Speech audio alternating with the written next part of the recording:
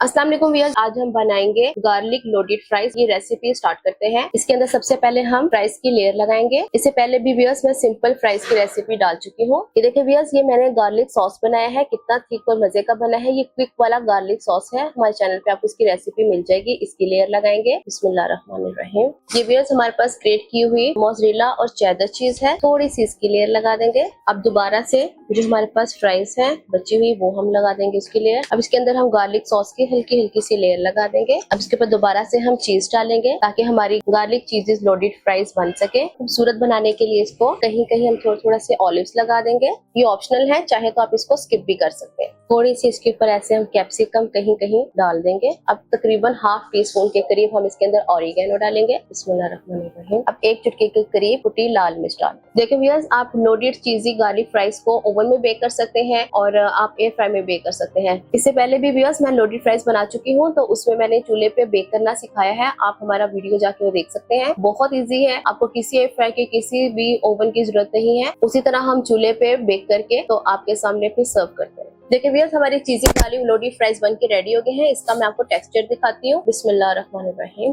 इतने तो जूसी और मजे की बनी है कि आप मुझे दुआएं देंगे। आप इसको जरूर बनाइएगा और बताइएगा कि आपको ये कैसी लगी है। बाजार से देखिए कितनी महंगी मिलती है और घर में देखें हमने कितनी आसानी से बना। आप मुझे कमेंट बॉक्स में बताएं कि आपको ये रेसिपी कैसी लगी। इंशाल्लाह मैं नई रेसिपी आपके सामने हाजिर होंगी। अल्लाह हाफ़िज़।